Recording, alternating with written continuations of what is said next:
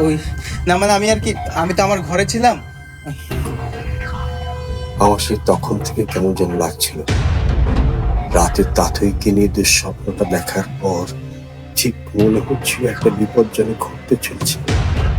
আব্বু, তুমি আপিকে নিয়ে চিন্তা করো না তো। আপি কিচ্ছু হয়নি। আপি তো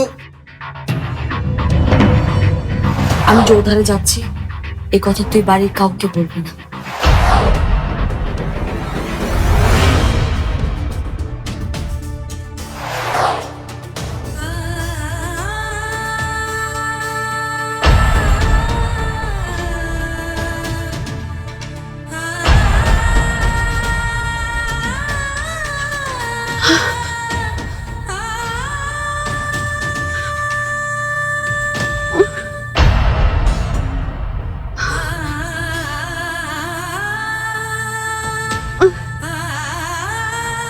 আমাকে পারতেই হবে, আমাকে এই জাদুর পিত্ত থেকে বের হতেই হবে।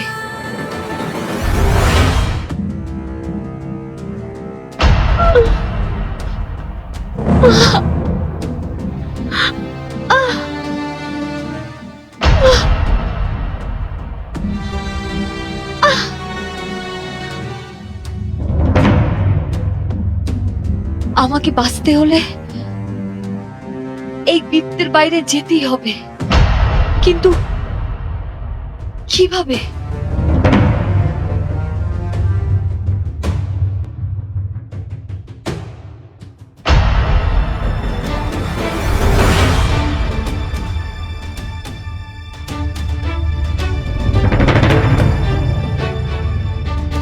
আমার আওয়াজ পৌঁছাক বা না পৌঁছাক, এই মা তোর গানের সুর কি আকাশের কাছে পৌঁছাবে না?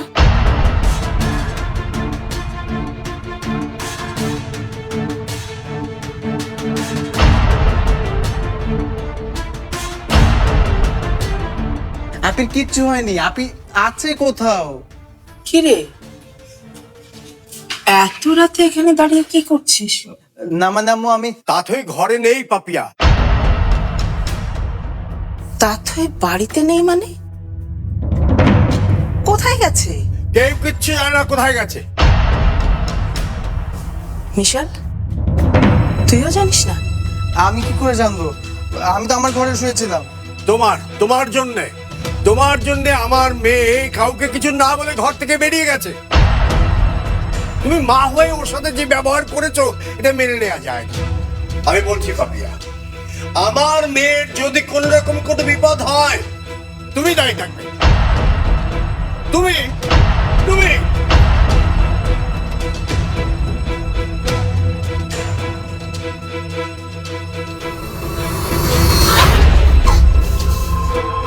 কিরে, এখনো বেঁচে আছিস তুই? সত্যি মানতে হয় তোর কঠিন প্রাণ। এই শয়তান বৃত্তের মাঝে 5 মিনিটের বেশি কেউ টেকে না। দেখি তুই কতক্ষণ টিকিস। যদি কোনো শেষ ইচ্ছা থাকে তাও বলে ফেল। এখনই এমন কিছু করতে হবে যেন ওই মাও তরকানটা। কি ওই মাউতর গানটা চাস? তুই বোধহয় জানিস না আমি মনের কথাও বুঝতে পারি।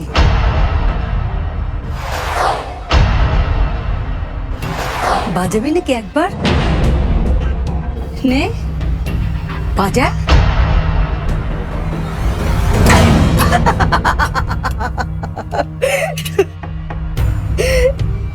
এত বোকা ভেবেছিস আমাকে? তুই চাইলি আর আমি মাউতর গানটা দিয়ে দেব, আর তুই তাতে সুর তুলে তোর এই কৃষ্ণকে ডাকবি, আর আমি সেটা হতে দেব?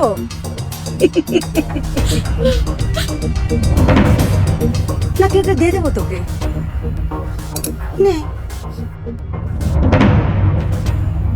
নে। আর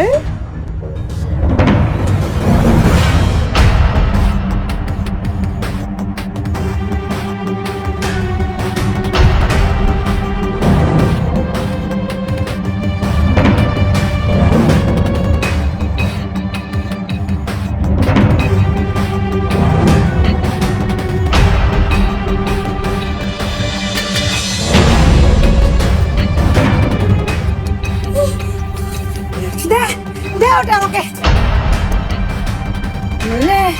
দে